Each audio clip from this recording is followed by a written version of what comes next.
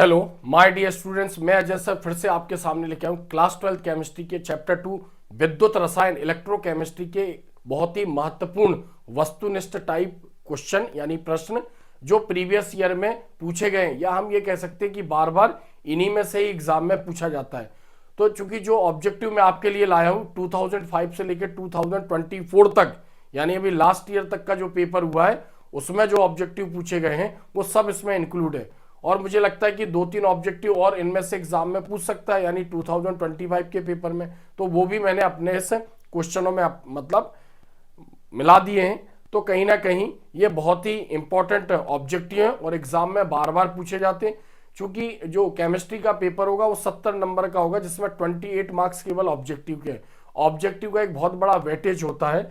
अगर किसी बच्चे ने 28 में से 27 या 28 ऑब्जेक्टिव सही निकाल दिए तो इसका मतलब कि उसके 70 में से 60 या 65 के ऊपर मार्क्स वो क्रॉस करता है, यानी कहीं ना कहीं उस बच्चे की कॉपी ये भी बताती कि ये बच्चा पढ़ने में बहुत अच्छा है। ऐसे बच्चे अगर क्वेश्चन के आंसर आगे थोड़ा बहुत ऊपर नीचे करते हैं तो भी टीचर उनको पूरे मार्क्स देता है। तो ऑब्जेक्टिव एक बहुत सेंसिटिव पार्ट है और हमें ध्यान रखना है क्योंकि एग्जाम में 5 टाइप से एग्जाम में पूछे जाते हैं, यानी ऑब्जेक्टिव 28 मार्क्स के जो ऑब्जेक्टिव है इनको 5 क्वेश्चनों में डिवाइड किया गया है। एक तो सही विकल्प चुनकर लिखिए यानी चूज द करेक्ट आंसर, रिक्त स्थान की पूर्ति कीजिए फिलिंग द ब्लैंक्स, एक शब्द या वाक्य में उत्तर दीजिए वन वर्ड, और सही जोड़ी मिलाइए मैच द कॉलम, और ट्रू फॉल्स सत्य असत्य लिखिए। सत्य असत्य तो अभी 1-2 साल से एग्जाम में आने लगे, पहले 4 प्रश्नों पर ही पूरे 28 मार्क्स बेस्ड थे यानी 28 नंबर इन 4 क्वेश्चनों पर डिस्ट्रीब्यूट थे। अब सत्य असत्य वाला कॉलम थोड़ा बढ़ गया। तो जो यहाँ हम समझने वाले हैं ये सारे ऑब्जेक्टिव क्वेश्चन ये एक शब्द या वाक्य के रूप में हम यहाँ पर समझने वाले हैं। तो मैं बता दूं सही विकल्प चुनकर लिखिए, इसमें बच्चे को दिक्कत नहीं आती है, वो सही है या गलत है कहीं ना कहीं किसी ऑप्शन को वो क्लिक करेगा। अब तुक्का बैठ गया तो सही होगा और अगर आ रहा होगा तो फिर सही है। तो कहीं ना कहीं इस टाइप के क्वेश्चनों में प्रॉब्लम नहीं आती है। उसके बाद सही जोड़ी में भी अगर उससे 2-3 अगर उसको पता है उनमें से 2-3 मैच करवा दिए, बाकी कहीं ना कहीं दिमाग लड़ा के बच्चा उसको सॉल्व कर लेता, उनमें भी प्रॉब्लम नहीं आती। सत्य सत्य में भी उसे सत्य लिखना है या असत्य लिखना है तो या तो सत्य होगा ट्रू होगा या फॉल्स होगा, तो उनमें भी दिक्कत नहीं आती है। ज्यादातर बच्चे को मैच द इसमें फिलिंग द ब्लैंक्स और वन वर्ड वाले क्वेश्चन में एक शब्द वाले में दिक्कत आती है क्योंकि उसके यूनिक आंसर होते हैं। जो लिखना है मतलब वो वर्ड आपको सही लिखना है और सही लिखा तो कहीं ना कहीं ये मान के चलिए कि आपको नंबर मिलेंगे। और एग्जाम में जो वैल्यूअर कॉपी चेक करते हैं जितने भी टीचर वहां कॉपी चेक करते हैं तो कहीं ना कहीं वो ऑब्जेक्टिव पार्ट बहुत ही कंसंट्रेट होकर चेक करते हैं। सही है तो सही है, ऐसा नहीं सोच सकता बच्चा मैं गलत लिख के आया हूं काश टीचर इसको सही कर दे, ऐसा नहीं है।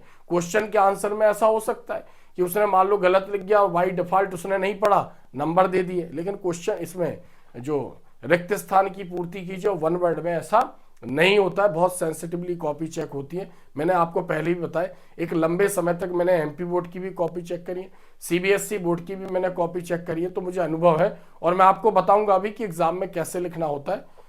तो चूंकि मैं बता दूं आपको इंग्लिश मीडियम के बच्चे अगर ये वीडियो देख रहे हैं तो कहीं ना कहीं वो ध्यान दें कि आप अपने कलीग्स को अपने दोस्तों को भी वीडियो शेयर कीजिए, क्योंकि अभी तक मैं अपने चैनल पर इंग्लिश मीडियम के कंटेंट ही अपलोड कर रहा था, वो भी मैं करूंगा, कुछ उसका भी पार्ट अभी बाकी रह गया जैसे एग्जाम में लिखना कैसे है। उसके बाद मैं अपनी कोचिंग के बच्चों को एक गैसिंग पेपर देता हूँ, फाइनल पेपर पर बेस्ड होता है, उसमें से भी काफ़ी क्वेश्चन एग्जाम में फंसते। तो अगर आप इंग्लिश मीडियम वाले बच्चे या हिंदी मीडियम वाले बच्चे फर्स्ट टाइम मेरे को देख रहे हैं सुन रहे हैं तो कहीं ना कहीं चैनल को सब्सक्राइब करके रखिए। मैं आपके साथ तब तक जुड़ा हूं जब तक आपका फाइनल एग्जाम यानी फाइनल केमिस्ट्री का पेपर नहीं हो जाता है। तो बिल्कुल भी आप जो इंग्लिश मीडियम के बच्चे वो बिल्कुल भी परेशान ना हो, उनके भी साथ में हूं।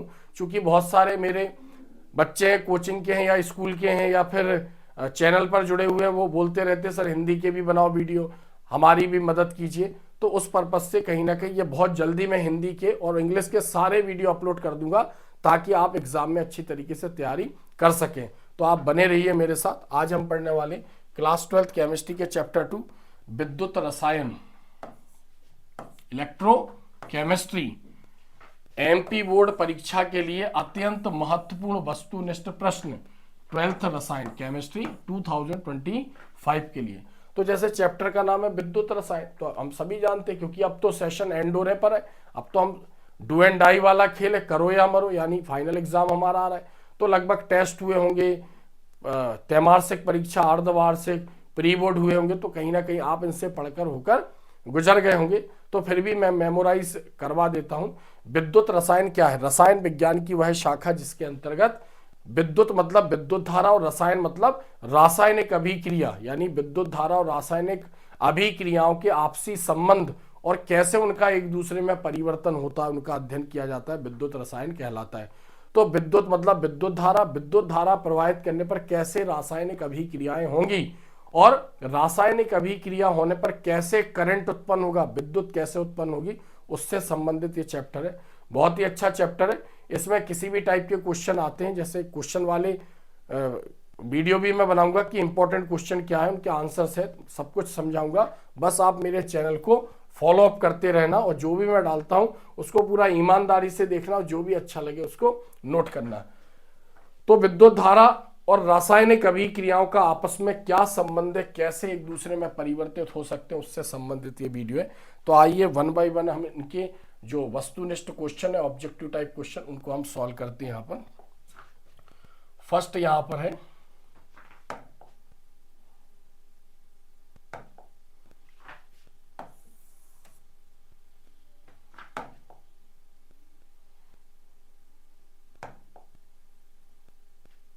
फर्स्ट क्वेश्चन है, वह अभिक्रिया जिसमें ऑक्सीकरण और अपचयन की क्रिया एक साथ होती है, ऐसी क्रियाओं को हम क्या कहते हैं? तो हमें मालूम है ऑक्सीकरण का अर्थ होता है इलेक्ट्रॉन का निकलना। किसी भी पदार्थ, चाहे परमाणु हो, अणु हो या आयन हो, आयन में धनायन हो या ऋणायन हो, किसी से भी इलेक्ट्रॉन निकले यानी क्रिया ऑक्सीकरण है। और उस इलेक्ट्रॉन को उसी क्रिया में कोई दूसरा पदार्थ, चाहे कोई परमाणु हो, अणु हो या आयन हो, उस इलेक्ट्रॉन को कोई ग्रहण करता है तो उसको बोलते हैं हम अपचयन क्रिया। तो ऑक्सीकरण और अपचयन की क्रिया दोनों जब साथ साथ होंगी तब हम उसको बोलेंगे रेडॉक्स अभिक्रिया। तो यहां पर इसका अर्थ है, यहां पर इसका जो आंसर है वो है रेडॉक्स अभिक्रिया, रेडॉक्स अभिक्रिया।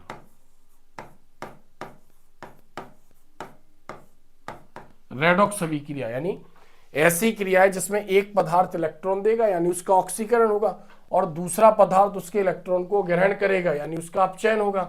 ऐसी क्रियाएं साथ साथ होंगी, उसको बोलेंगे हम रेडॉक्स अभिक्रिया। तो पहले क्वेश्चन का आंसर है रेडॉक्स अभिक्रिया। चूंकि ऑक्सीकरण को इंग्लिश में ऑक्सीडेशन बोलते हैं और अपचयन को रिडक्शन बोलते हैं, तो अपचयन यानी रिडक्शन का RED और ऑक्सीडेशन का OX दोनों को मिलाकर बोलते हैं हम रेडॉक्स। तो ऑक्सीकरण एक अर्धाभिक्रिया है और अपचयन एक अर्धाभिक्रिया। जब दोनों मिलती हैं, एक साथ होती हैं एक ही टाइम पर, तो हम उसको बोलते हैं पूर्ण अभिक्रिया और पूर्ण अभिक्रिया को हम बोलते हैं रेडॉक्स अभिक्रिया। नेक्स्ट क्वेश्चन हम देखते हैं सेकंड, वे पदार्थ, ऐसे पदार्थ मतलब विद्युत का चालन नहीं करते हैं, विद्युत का चालन नहीं करते हैं, क्या कहलाते हैं? तो हमें मालूम है कि विद्युत धारा किसी पदार्थ में से होगी या नहीं होगी, यानी विद्युत धारा प्रवाह के आधार पर पदार्थों को दो भागों में बांटा गया। ऐसे पदार्थ जिनमें से विद्युत धारा प्रवाहित तो होगी उनको बोलते हैं हम चालक या सुचालक या कंडक्टर, और जिनमें से नहीं होगी उनको बोलेंगे हम कुचालक, कुचालक या विद्युत रोधी, इंसुलेटर बोलेंगे। तो यहां पर हम या तो विद्युत रोधी लिख सकते या पर यहां पर कुचालक लिख सकते। तो इसका आंसर होगा यहां पर कुचालक।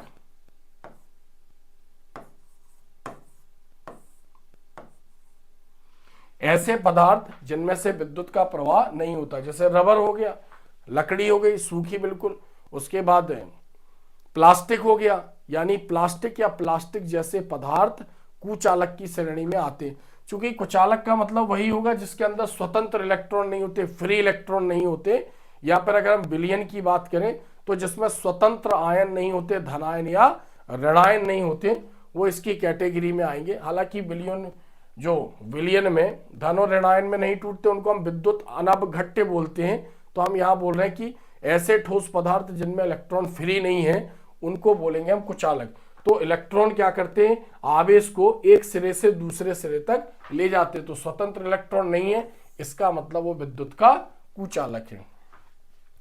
विशिष्ट चालकता की इकाई, बहुत इंपॉर्टेंट क्वेश्चन है, कई बार एग्जाम में पूछा गया है। विशिष्ट चालकता की इकाई क्या है? तो विशिष्ट चालकता की इकाई होती है ohm inverse, ohm inverse centimetre inverse, ohm inverse centimetre inverse. तो जैसे हमने इसमें पढ़ा भी है कि विशिष्ट प्रतिरोध, यानी विशिष्ट प्रतिरोध को हम प्रतिरोधकता भी कहते हैं। विशिष्ट प्रतिरोध के व्युत्क्रम को, विशिष्ट प्रतिरोध के व्युत्क्रम को क्या बोलते हैं हम? विशिष्ट चालकता बोलते हैं। और विशिष्ट प्रतिरोध की इकाई क्या होती है? ओम इनवर्स ओम सेंटीमीटर। तो जैसे विशिष्ट चालकता को हम के से प्रदर्शित करते हैं, तो अब विशिष्ट चालकता क्या है? विशिष्ट प्रतिरोध, यानी इसको रॉ बोलते हैं, इसको हम बोलते हैं विशिष्ट प्रतिरोध या प्रतिरोधकता। तो इसका व्युत्क्रम कहलाता है, यानी इनवर्सली प्रोपोर्शनल होता है। तो हमें के की यूनिट बतानी है। के मतलब के क्या है यहाँ पर? विशिष्ट चालकता। अब जो रॉ है इसकी इकाई क्या होती है? इसकी इकाई होती है ओम सेंटीमीटर। इसकी इकाई क्या होती है? ओम सेंटीमीटर। ऊपर जाएगा तो क्या हो जाएगा? ओम इनवर्स, ओम इनवर्स और सेंटीमीटर इनवर्स। तो आपको ऐसे विशिष्ट प्रतिरोधकता की भी इकाई पता चल गई, इसको भी ध्यान रखना। तो ये तो हमने विशिष्ट चालकता की इकाई बताई, ओम इनवर्स सेंटीमीटर इनवर्स। तो यहाँ पर विशिष्ट प्रतिरोध की इकाई क्या थी? ओम सेंटीमीटर। इसको भी ध्यान रखना, कहीं ना कहीं ये अब तक एग्जाम में नहीं पूछी गई है, लेकिन हो सकता है क्योंकि एक दो क्वेश्चन ऑब्जेक्टिव नए आ जाते एग्जाम में, तो इसको ध्यान रखना। तो हम यहाँ पढ़ रहे हैं विशिष्ट चालकता की इकाई ओम इनवर्स सेंटीमीटर इनवर्स। चूंकि जो ओम इनवर्स होता है, यानी चूंकि प्रतिरोध का जो प्रतिरोध होता है, वो प्रतिरोध का व्युत्क्रम क्या होता है? उसको हम बोलते हैं महो, या उसको सीमेंस से लिखते हैं। तो सीमेंस सेंटीमीटर इनवर्स भी हम इसको लिख सकते हैं, बट करेक्ट आंसर यही है। सिंगल आंसर आपको देख के चलना है। तनुता बढ़ाने पर, तनुता बढ़ाने पर विशिष्ट चालकता में क्या परिवर्तन होता है? तनुता बढ़ाने पर विशिष्ट चालकता घटती है या कम हो जाती है। तो या तो हम यहां पर लिखेंगे कम, या फिर लिखेंगे यहां पर घटती है। यानी तनुता बढ़ाने पर विशिष्ट चालकता घट जाती है। नेक्स्ट यहां पर देखते फिफ्थ, एक फैराडे में कितने कूलाम होते हैं? तो एक फैराडे में कितने कूलाम होते हैं?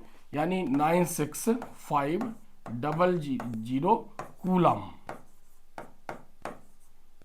96,500 कूलाम होते हैं। ये भी एग्जाम में बहुत पूछते हैं। फिर क्वेश्चन नंबर 6वां है, मानक हाइड्रोजन इलेक्ट्रोड, यानी स्टैंडर्ड, इसको शॉर्ट में क्या बोलते हैं? SHE, SHE। मानक हाइड्रोजन इलेक्ट्रोड का विभव कितना होता है? विभव मतलब उसका पोटेंशियल कितना होता है। तो हमने पढ़ा है मानक हाइड्रोजन इलेक्ट्रोड यानी SHE है, एक अर्ध सेल है। क्या है? एक अर्ध सेल है। इसका उपयोग विद्युत रासायनिक सेल में, विद्युत रासायनिक सेल ऐसी युक्तियां जिनमें क्रियाओं के फलस्वरूप विद्युत धारा उत्पन्न होती है, यानी रासायनिक ऊर्जा को विद्युत ऊर्जा में परिवर्तित किया जाता है। तो विद्युत रासायनिक सेल में इसका उपयोग होता है मानक हाइड्रोजन इलेक्ट्रोड का। चूंकि विद्युत रासायनिक जो सेल है वो दो अर्ध सेलों से मिलकर बना है। अब करंट उत्पन्न हुआ विद्युत रासायनिक सेल में, तो कितना हुआ उसको निकाल पाना, उसका सही मापन थोड़ा सा कठिन है। तो एक ऐसा आधा सेल बनाया गया जो विद्युत रासायनिक सेल में एनोड की तरफ भी जोड़ सके या कैथोड की तरफ, डिपेंड करता है कि किस आधे सेल का हमें करंट निकालना है। अगर उसकी प्रवृत्ति इलेक्ट्रॉन ग्रहण करने की है तो SHE को एनोड बनाते हैं, अगर उसकी प्रवृत्ति इलेक्ट्रॉन देने की है तो SHE को कैथोड बनाते हैं। इसको कुछ भी बना सकते हैं, एनोड बना सकते हैं, कैथोड, डिपेंड करता है कि हम कौन सा आधा सेल इसके साथ कनेक्ट कर रहे हैं। इस पर ऑक्सीकरण की क्रिया भी हो सकती है, एनोड बनेगा, और अपचयन की क्रिया भी हो सकती है, कैथोड बनेगा। तो जो मानक हाइड्रोजन इलेक्ट्रोड है, इसका जो इलेक्ट्रोड विभव होता है वो शून्य होता है। कितना होता है? 0 वोल्ट। या तो हम शून्य लिख सकते हैं, या फिर हम ऐसा लिख सकते हैं वोल्ट, या फिर 0 वोल्ट, ऐसा हम इसको लिख सकते हैं।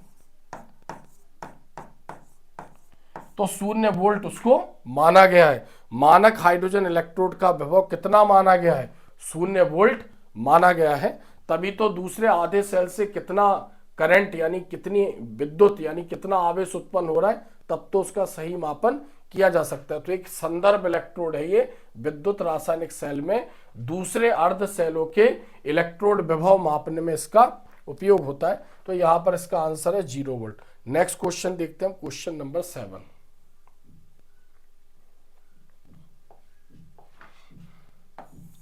लोहे पर जंग लगने की क्रिया क्या कहलाती है? तो लोहे पर जंग लगना, हम जानते हैं लोहा क्या एक धातु है, लोहा एक धातु है। हमने पढ़ा है कि लोहे पर जंग लगना या धातुओं का खराब होने की क्रिया संक्षारण कहलाती है, जिसको कोरोजन बोलते हैं। तो संक्षारण क्या है, यानी वातावरण में उपस्थित गैस है, जैसे ऑक्सीजन हो गया, कार्बन डाइऑक्साइड हो गया, H2S हो गया और बहुत सारी गैसें हो गई। तो वातावरण में उपस्थित गैसों तथा नमी के द्वारा धातुओं की सतह का अवांछनीय यौगिकों में बदलने की प्रक्रिया, यानी धातुओं की सतह पर ऐसे यौगिक बन जाएंगे जो अनडिजायरेबल है, किसी काम के नहीं है, धीरे धीरे वो धातु को खराब करते हैं, या तो टेम्परेरी खराब करते जैसे सोना और चांदी, या फिर परमानेंट खराब करते जैसे लोहे पर जंग लग जाता है।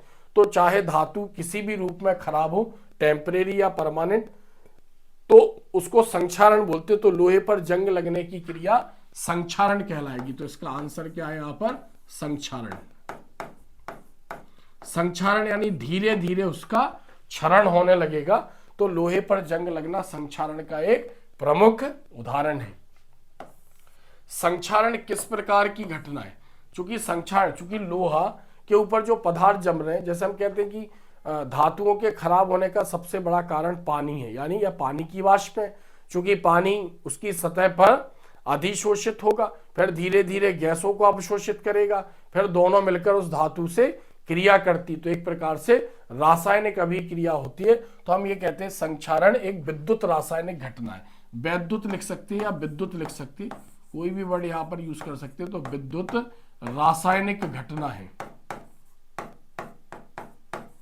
तो यहां पर आंसर क्या है, विद्युत रासायनिक घटना। चूंकि लोहा क्रिया करता है पानी से और गैसों से, तो Fe2O3.XH2 ऐसे कंपाउंड बनता है जिसको हम जंग भी बोलते हैं, जंग, या फिर उसको हाइड्रेटेड फेरिक ऑक्साइड के नाम से भी जाना जाता है। तो इसका आंसर है विद्युत रासायनिक घटना है। नेक्स्ट, सेल स्थिरांक। सेल स्थिरांक की इकाई क्या है? अब सेल स्थिरांक क्या है? ऐसा कहा जाता है कि जो विद्युत अपघटनीय सेल होते हैं जिनमें बाहरी स्रोत से विद्युत धारा प्रवाहित करते हैं तो अंदर रासायनिक अभिक्रियाएं संपन्न होती हैं, उसको बोलते हैं विद्युत अपघटनीय सेल। तो जो विद्युत अपघटनीय सेल होता है उसमें कहा जाता है कि अगर जो इसका स्टैंडर्ड, यानी जो उसकी मानक वैल्यू रखी गई है, उसमें इलेक्ट्रोड की लंबाई 1 सेंटीमीटर और उसकी मोटाई को सेंटीमीटर स्क्वायर माना गया है। यानी इलेक्ट्रोड की लंबाई और इलेक्ट्रोड की मोटाई, यानी उसके अनुप्रस्थ काट के क्षेत्रफल को सेल स्थिरांक बोलते हैं। तो सेल स्थिरांक को एक्स से या जी स्टार से प्रदर्शित करते हैं। तो इलेक्ट्रोड की लंबाई और उसके अनुप्रस्थ काट के क्षेत्रफल का अनुपात कहलाता है सेल स्थिरांक। अब लंबाई क्या है यहाँ पर? लंबाई सेंटीमीटर यानी 1 सेंटीमीटर, और जो अनुप्रस्थ काट का क्षेत्रफल होता है वो होता है सेंटीमीटर स्क्वायर।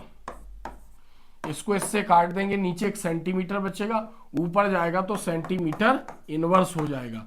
तो ऐसे हम कह सकते हैं कि जो सेल स्थिरांक की इकाई होती है वो सेंटीमीटर इनवर्स होती है। सेंटीमीटर इनवर्स, सेल स्थिरांक की इकाई सेंटीमीटर इनवर्स।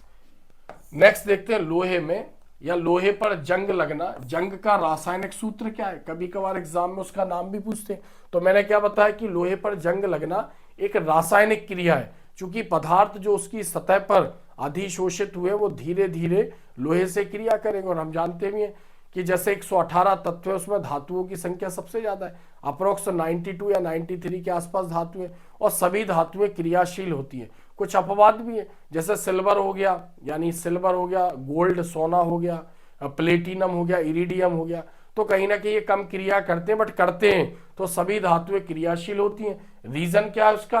क्योंकि धातुओं की आखिरी कक्षा में 4 से कम इलेक्ट्रॉन होते हैं। अष्टक पूरा करने के लिए उनको इलेक्ट्रॉन की ज्यादा जरूरत होती है, तो वो अपने इलेक्ट्रॉन लेने की बजाय त्याग देती है। तो त्याग देना मतलब क्रियाशीलता को बता रहा है। इलेक्ट्रॉन त्याग देंगी तो धनावेश आ जाएगा। तो लोहा एक प्रकार से उसकी सतह पर उपस्थित अशुद्धियों से क्रिया करता है। तो उसका सूत्र बताना है हमें। सूत्र क्या होता है? Fe2O3.XH2O।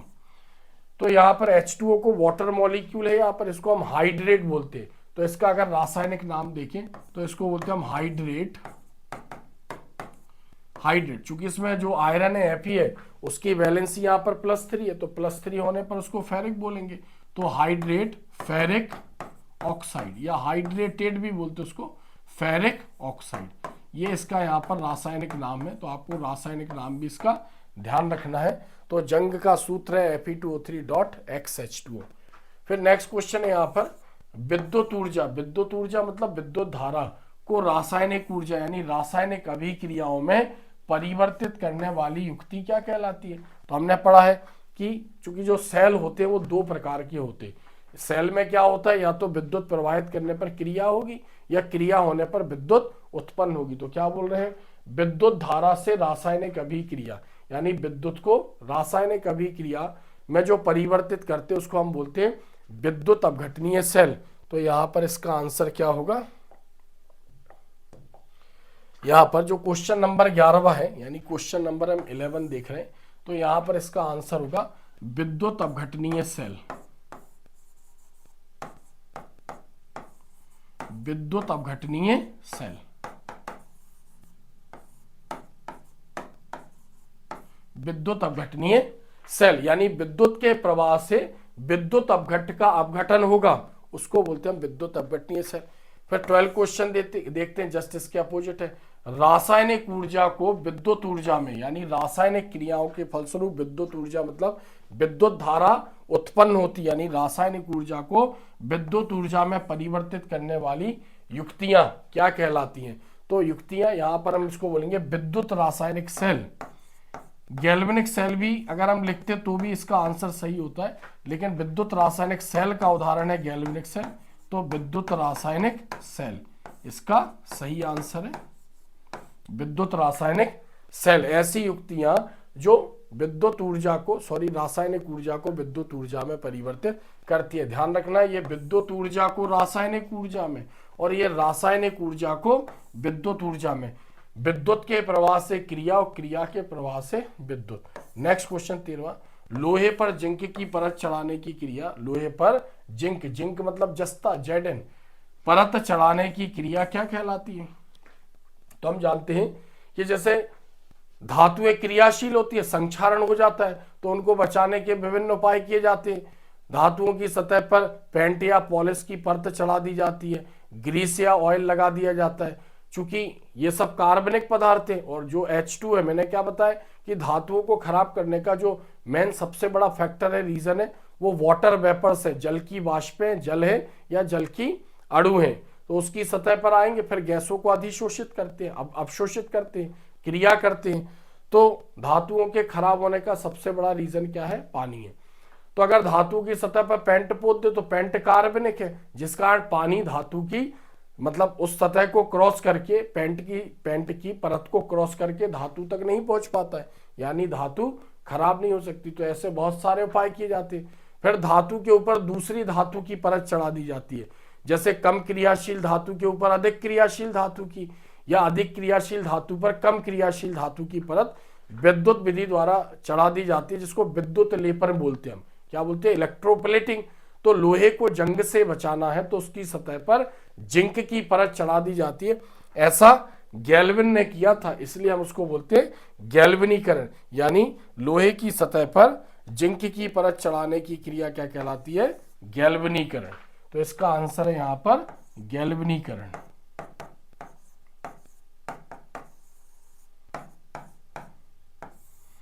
क्या बोलेंगे हम इसको, गैल्वनीकरण।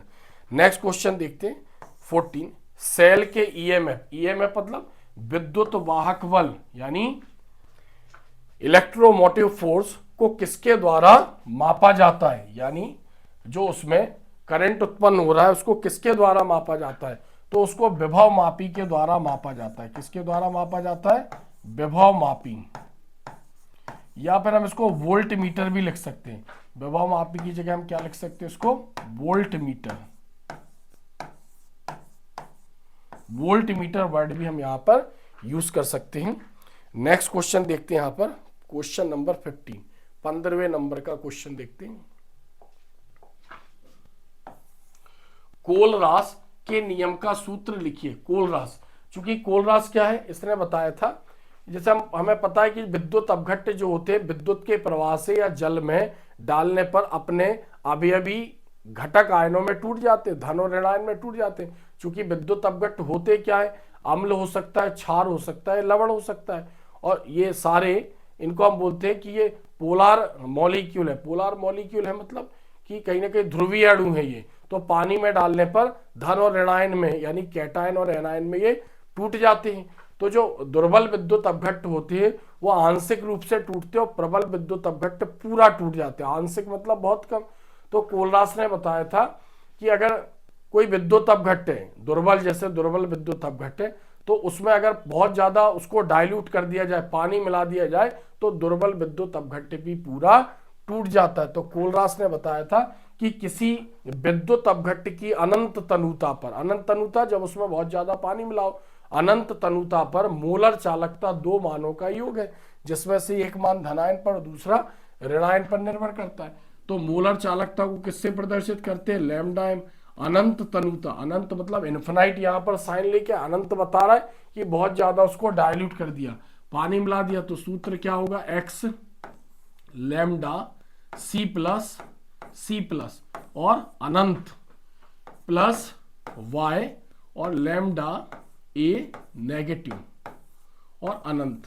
तो यहां पर ये किसको बता रहा है? मोलर चालकता, और ये अनंत, अनंत तनुता पर मोलर चालकता। तो किसका योग है? चूंकि किसी विलयन में से धारा कब बहेगी? जब समान संख्या में धन और ऋणायन विपरीत इलेक्ट्रोड की ओर गति करते, तब विलयन में धारा बहती है। तो यहाँ पर धनायन की चालकता और ऋणायन की चालकता का योग कहलाता है विलयन की चालकता। एक्स क्या है यहाँ पर? धनायन की संख्या, कितने धनायन दिए उसने जल में, और वाई क्या है यहाँ पर? ऋणायन की संख्या। तो ये कोलरास के नियम का सूत्र है, इसको याद होना चाहिए। नेक्स्ट 16, विद्युत रासायनिक सेल में एनोड पर कौन सी अभिक्रियाएं होती है? एक चीज ध्यान रखना आप, चूंकि केमिस्ट्री हो या फिजिक्स हो, यानी सेल, जैसे केमिस्ट्री में हम सेल दो प्रकार के पढ़े, विद्युत अपघटनीय सेल और विद्युत रासायनिक सेल, और विद्युत रासायनिक सेल में भी दो प्रकार के सेल पढ़े, एक प्राथमिक सेल और एक द्वितीयक सेल। तो विद्युत अपघटनीय सेल विद्युत प्रवाहित करने पर क्रिया, और विद्युत रासायनिक सेल क्रियाओं के फलस्वरूप विद्युत उत्पन्न होगी। तो विद्युत रासायनिक सेल एक प्रकार से करंट प्रोड्यूस करने की एक डिवाइस है। अब मान लो कोई सेल ने करंट प्रोड्यूस कर दिया, उसके अंदर का जो विभव है पूरा खत्म हो गया, आवेश, तो दोबारा उसको चार्ज कर सकते हैं, उसको बोलते हैं प्राथमिक सेल। दोबारा चार्ज नहीं कर सकते, वो कहलाएगा प्राथमिक सेल। लेकिन जिसे बार बार हम चार्ज कर सकते हैं डिस्चार्ज होने पर, उसको बोलते हैं हम द्वितीयक सेल, प्राइमरी सेल और सेकेंडरी सेल। तो सेल कोई भी हो, चाहे वो केमिस्ट्री का हो या फिजिक्स का हो, प्राथमिक सेल हो, द्वितीयक सेल हो, विद्युत अपघटनीय सेल हो या विद्युत रासायनिक सेल हो, ध्यान रखना हमेशा एनोड लेफ्ट साइड होता है और एनोड पर हमेशा ऑक्सीकरण की क्रिया होती है, यानी हमेशा इलेक्ट्रॉन त्यागे जाते हैं। चूंकि जब हम इस चैप्टर को एक्सप्लेन करेंगे तो ये सब समझाएंगे।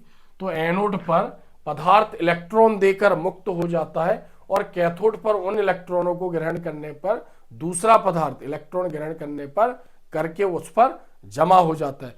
जैसे अगर हम यहां पर देखें, जैसे सपोज करो ये सेल है, अब चाहे विद्युत अपघटनीय हो या विद्युत रासायनिक सेल हो, तो जैसे ये विद्युत रासायनिक सेल है, तो इसमें क्या है? जिंक इलेक्ट्रोड को डाला जाता है, इसमें कॉपर इलेक्ट्रोड को, दोनों विलयनों को जोड़ देते हैं यू नली द्वारा, लवण सेतु द्वारा, और दोनों इलेक्ट्रोड को आपस में जोड़ दिया जाता है। तो जिंक क्या करता है, यानी Zn2+ के रूप में विलयन में आ जाता है अपने इलेक्ट्रॉन त्याग कर। तो जिस इलेक्ट्रोड पर इलेक्ट्रॉन त्यागे जाते हैं उस पर ऑक्सीकरण की क्रिया होती है, और उस इलेक्ट्रोड को हम एनोड बोलते हैं। क्या बोलते हैं उसको? एनोड। तो हम ये कह सकते हैं कि कोई भी सेल हो उसके एनोड पर हमेशा ऑक्सीकरण की क्रिया होती है। फिर ये इलेक्ट्रॉन एनोड से कैथोड की तरफ जाएंगे। तो यहाँ पर जैसे इसमें कॉपर सल्फेट का विलयन लिया था, तो कॉपर इलेक्ट्रोड उस इलेक्ट्रॉन को ग्रहण करके वहां जमा हो जाते हैं। इलेक्ट्रॉन ग्रहण कर रहा है इसलिए हम यहाँ पर इसको कैथोड बोलते हैं, और इलेक्ट्रॉन ग्रहण करने की क्रिया अपचयन कहलाती है। तो ध्यान रखना आप, एनोड कोई भी हो, कोई भी सेल हो, एनोड पर ऑक्सीकरण की क्रिया और कैथोड पर अपचयन की क्रिया होगी। तो आंसर क्या है यहाँ पर? एनोड पर होने वाली क्रिया का नाम क्या है? ऑक्सीकरण क्रिया। नेक्स्ट क्वेश्चन देखते हैं हम यहां पर। विद्युत रासायनिक सेल में, विद्युत रासायनिक सेल में यहां पर क्या मिसिंग है? सेल मिसिंग यहां पर। तो विद्युत रासायनिक सेल में कैथोड पर, कैथोड हमेशा राइट साइड होगा और एनोड हमेशा लेफ्ट साइड होगा। तो जब एनोड पर ऑक्सीकरण क्रिया हो रही तो कैथोड पर नेचुरली अपचयन क्रिया होगी। इलेक्ट्रॉन ग्रहण करने की क्रिया क्या कहलाएगी? अपचयन कहलाएगी। फिर क्वेश्चन नंबर 18, तनुता बढ़ाने पर, तनुता बढ़ाने पर मोलर चालकता में क्या परिवर्तन होता है? तनुता बढ़ाने पर मोलर चालकता में क्या परिवर्तन होता है? तो तनुता बढ़ाने पर मोलर चालकता बढ़ जाती है, वृद्धि होती है, मोलर चालकता में वृद्धि होती है। नेक्स्ट क्वेश्चन देखते हैं हम यहां पर, क्वेश्चन नंबर 19। शुष्क सेल का इलेक्ट्रोड विभव। अब शुष्क सेल क्या है? एक विद्युत रासायनिक सेल है। शुष्क इसलिए बोला गया है क्योंकि उसमें जो विद्युत अपघट्ट होता है, जैसे मैंने बताया सेल क्या है, सेल ऐसी युक्ति जिसमें एक पात्र होगा, बर्तन होगा, जिसमें इलेक्ट्रोड होंगे 2 और उसमें विद्युत अपघट्ट होगा। विद्युत अपघट्ट जो जल में डालने पर अपघटित हो जाएगा या विद्युत के प्रवाह से जो अपघटित हो जाएगा उसको बोलेंगे हम विद्युत अपघट्ट। तो सेल मतलब विद्युत अपघट्ट, 2 इलेक्ट्रोड और एक पात्र। अब दोनों इलेक्ट्रोड एक ही पात्र में डूबे तो विद्युत अपघट्ट नहीं सेल, और एक एक इलेक्ट्रोड एक पात्र में और कहीं ना कहीं उन पात्रों को जोड़ दिया गया, इलेक्ट्रोडों को जोड़ दिया गया, तो विद्युत रासायनिक सेल कहलाने लगता है, करंट उत्पन्न होता है। तो विद्युत रासायनिक सेल है। शुष्क सेल क्या है? एक प्रकार से विद्युत रासायनिक सेल है, करंट उत्पन्न करने की एक डिवाइस है। तो इसका इलेक्ट्रोड विभव कितना होता है? 1.5 वोल्ट की बैटरी होती है, 1.5 वोल्ट, इतना करंट इसमें उत्पन्न होता है। अब कहाँ यूज होता है? जैसे टॉर्च में, खिलौनों में, या फिर घड़ी, दीवार घड़ी। तो जो शुष्क सेल है उसका इलेक्ट्रोड विभव जनरली कितना होता है? 1.5 वोल्ट। तुल्यांक की चालकता की इकाई। तुल्यांक की चालकता की इकाई क्या होती है? चूंकि हमने पढ़ा है तुल्यांक की चालकता के बारे में कि 1 ग्राम तुल्यांक विद्युत अपघट्ट को V क्यूबिक सेंटीमीटर या 1 लीटर विलियन में घोलने पर कितने धनायन और कितने ऋणायन विपरीत इलेक्ट्रोड की ओर गति करेंगे, समस्त आयनों की चालकता कहलाएगी तुल्यांक की चालकता। चूंकि जो केमिस्ट्री में भार बताया जाता है अणुओं का, 2 प्रकार से बताया जाता है, एक तो उसका अणु भार बताया जाता है और एक उसका तुल्यांकी भार बताया जाता है। जब हम इस चैप्टर के क्वेश्चनों को एक्सप्लेन करेंगे तो तुल्यांक की चालकता और मोलर चालकता को बताएंगे। तो तुल्यांक की चालकता की इकाई क्या होती है? अब यहाँ पर हम बताते हैं तुल्यांक की चालकता को हम लैम्डा EQ से प्रदर्शित करते हैं, लैम्डा EQ। और यहाँ पर इसका जो फॉर्मूला होता है वो होता है K × 1000 अपॉन N। अब N क्या है? यहाँ पर नॉर्मलिटी है। अब तो इसकी यूनिट क्या निकलेगी? K की यूनिट क्या होती है? ओम इनवर्स और सेंटीमीटर इनवर्स। और 1000 को क्या लिख सकते हैं? Cubic centimetre. उसको क्या लिखते हैं हम? ग्राम तुल्यांक। इसको क्या लिखते हैं हम? ग्राम तुल्यांक। तो सेंटीमीटर इनवर्स इसमें से लेस हो जाएगा क्यूबिक सेंटीमीटर से, तो सेंटीमीटर इनवर्स जाएगा इसमें से, तो सेंटीमीटर स्क्वायर बचेगा और ग्राम तुल्यांक ऊपर जाएगा तो ग्राम तुल्यांक इनवर्स हो जाएगा। तो इसकी हम यूनिट बोल सकते हैं ओम इनवर्स सेंटीमीटर स्क्वायर और ग्राम तुल्यांक